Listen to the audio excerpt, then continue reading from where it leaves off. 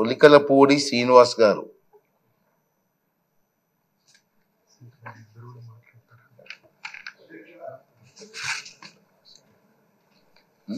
ఈ స్థానంలో నిలబడి మీలాంటి అనుభవజ్ఞుణ్ణి అధ్యక్షాన్ని సంబోధించే అవకాశం నాకు ఇచ్చిన మా నాయకుడు చంద్రబాబు నాయుడు గారికి ముందుగా కృతజ్ఞతలు తెలియజేస్తూ, నిన్న సభాపతిగా మీ పేరు ప్రతిపాదించినప్పుడు ఈ సభలో ఉన్న సీనియర్స్లో మీరు ఒకరు అనుకున్నాను. కానీ ఈరోజు మీ గురించి విన్న తర్వాత 7 సార్లు శాసనసభ్యులు, 1 సారి లోక్సభ సభ్యులు, 4 సార్లు అంటే 16 సంవత్సరాలు మంత్రిగా పనిచేసిన మీకంటే అర్హులు ఎవరు ఉంటారని ఇప్పుడు అర్థమైంది. అయితే మనందరూ ఒక విషయం ఇష్టం లేకపోయినా మాట్లాడుకుంటున్న విషయం ఏంటంటే ప్రతిపక్షం గురించి.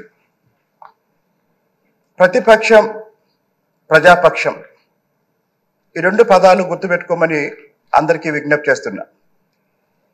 ఇక్కడ మంత్రులుగా ఉన్నవాళ్ళు ప్రభుత్వ పక్షం, ఆ తర్వాత రాష్ట్రంలో 175 నియోజకవర్గాల్లో ఉన్న సమస్యల గురించి వినిపించే మిగతా వాళ్ళంతా ప్రజాపక్షం.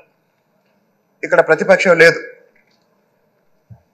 ఈ రాష్ట్ర చరిత్రలో ఎప్పుడూ జరగని అంత విధ్వంసం గత 5 ఏళ్లుగా జరిగింది. మరి ఈ 5 సంవత్సరాల విధ్వంసంలో మెజారిటీ బాధితులు ఎస్సీలు, ఎస్టీలు, బీసీలు, మైనారిటీలు. అమరావతి రైతులతో పాటు గత ప్రభుత్వ అరాచక పాలన వల్ల అంతకుముందు ప్రతి ప్రభుత్వంలో అమలు జరుగుతున్న అనేక సంక్షేమ కార్యక్రమాల్ని, అనేక అభివృద్ధి కార్యక్రమాల్ని ఎస్సీలు, ఎస్టీలు, బీసీలు, మైనారిటీలు పోగొట్టుకున్నారు, కోల్పోయారు అధ్యక్ష. అలాగే గత ప్రభుత్వ విధానాల వల్ల గ్రామీణ అభివృద్ధి అనేది పూర్తిగా నిర్లక్ష్యం చేయబడింది. నాలాంటి పూర్తిగా గ్రామీణ ప్రాంతం నుంచి వచ్చిన శాసనసభ్యులు, మా తిరువూరు నియోజకవర్గం పూర్తిగా గ్రామీణ నియోజకవర్గం, వ్యవసాయప్రదమైన నియోజకవర్గం. మరి ఏ ఊరు చూసినా రోడ్లు లేవు, డ్రైనేజీ లేవు, నీళ్లు లేవు.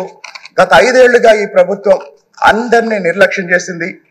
మరి ఈ నేపథ్యంలో రాబోయే రోజుల్లో మాలాంటి శాసనసభ్యులు మా సమస్యల గురించి, మా ఎస్సీ, ఎస్టీ, బీసీ, మైనార్టీల హక్కుల గురించి మాట్లాడే అవకాశం మీరు కల్పిస్తారని, అలాగే ఇక్కడున్న మెజారిటీ కొత్త సభ్యులకి శాసన వ్యవస్థ మీద, అలాగే పరిపాలనా వ్యవస్థ మీద అవగాహన రావటం కోసం గత 5 సంవత్సరాల విధ్వంసం మీద, వివిధ రంగాల్లో జరిగిన విధ్వంసం మీద బహుశా భవిష్యత్తులో అనేక కేబినెట్ సబ్ కమిటీలు ఏర్పాటు చేస్తారు.